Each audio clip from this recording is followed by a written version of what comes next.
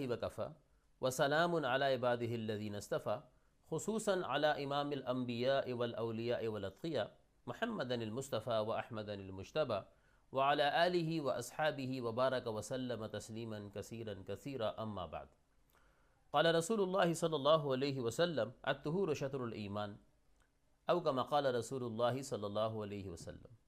جناب نبی کریم صلی اللہ علیہ وسلم کے کلمات مبارکہ وہ جامع ہوا کرتے تھے۔ انہی جوامع الکلم میں سے رسول پاک علیہ الصلاۃ والسلام کا ایک یہ ارشاد ہے، یہ حدیث مبارکہ ہے کہ الطہور شطر الایمان، کہ پاکی ایمان کا حصہ ہے۔ ایک جگہ آتا ہے کہ پاکی نصف ایمان ہے، یعنی اسلام کی ابتدا جو ہے کلمہ پڑھنے کے بعد وہ طہارت سے ہوتی ہے۔ یعنی کوئی شخص کلمہ پڑھ کے اسلام میں داخل ہوا تو سب سے پہلی گفتگو جو ہماری اس سے یہ ہوتی ہے کہ جی پاکی اختیار کریں۔ اگر نجس ہے تو اس کو غسل کرایا جاتا ہے۔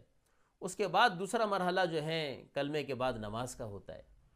تو اسلام طہارت سے شروع ہوتا ہے، اور طہارت میں سب سے پہلی اور بنیادی چیز جو ہے وہ پانی کا پاک ہونا ہے۔ سب سے پہلے ہم اس بات کو یقینی بنائیں کہ جس پانی سے ہم وضو اور غسل کر رہے ہیں، جس پانی سے ہم برتن اور کپڑے دھو رہے ہیں، وہ پانی پاک ہونا چاہیے۔ وہ پانی پاک ہونا چاہیے۔ پانی کے اندر 3 وصف ہوتے ہیں، 3 اس کے اندر اوصاف ہوتی ہیں، اس کا رنگ، اس کی بو، اس کا ذائقہ۔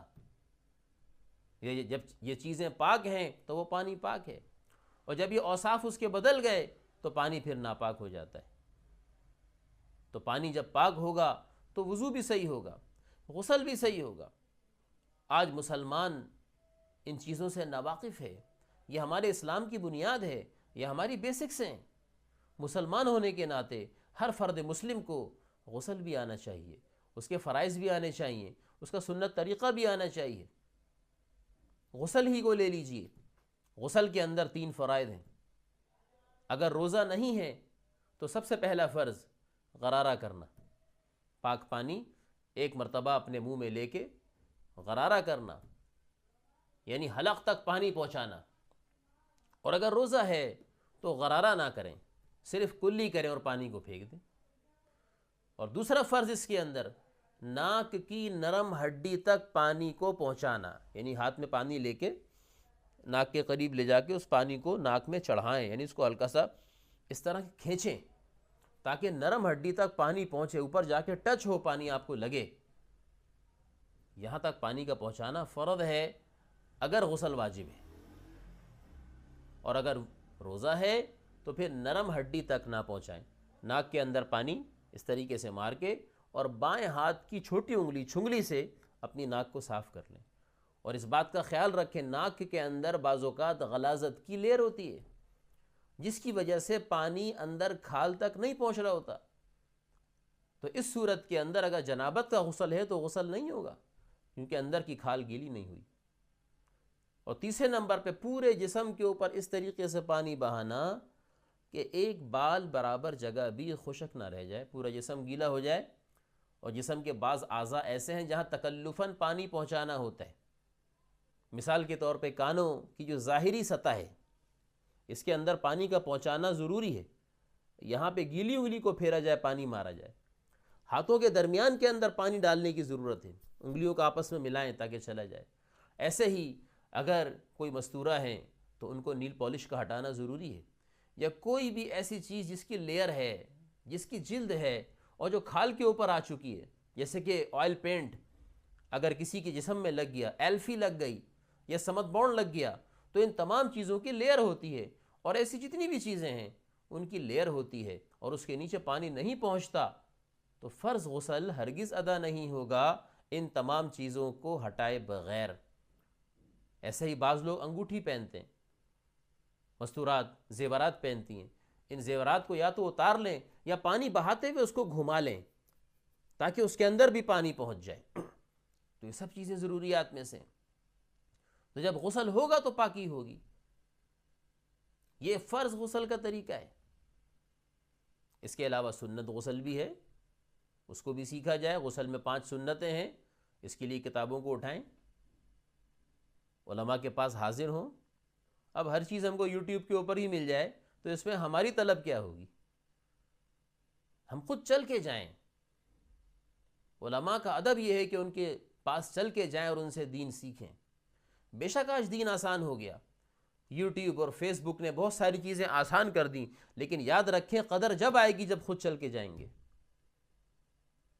قرب قیامت کے زمانے کے اندر علم بہت ہوگا لیکن اس کی قدر نہیں ہوگی، کیونکہ گھر بیٹھے کوئی بیڈ کے اوپر لیٹ کے جو ہے نا اس بیان کو سن رہا ہوگا، اور کوئی چلتی ہوئی گاڑی کے اندر جو ہے نا اس بیان کو سن رہا ہوگا، کوئی بے وضو اور بغیر غسل کے بھی کیا پتہ اس بیان کو سن رہا ہوگا.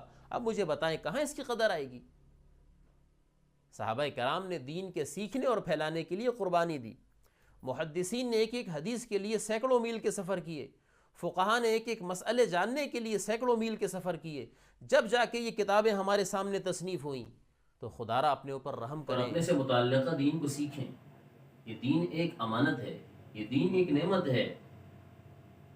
حلال و حرام کے مسائل کو سیکھیں، جائز ناجائز کے مسائل کو سیکھیں، پاکی ناپاکی کے مسائل کو سیکھیں.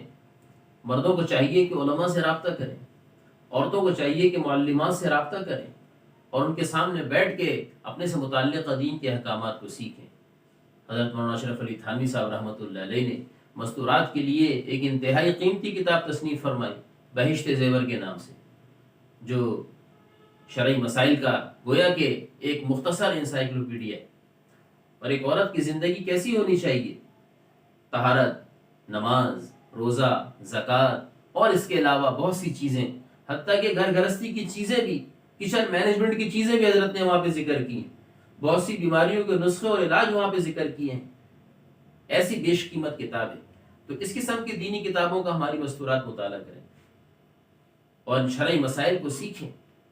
تو آج کی اس ویڈیو کے اندر آپ کے سامنے غسل کے آداب اور غسل کے فرائض ان کو ذکر کیا گیا.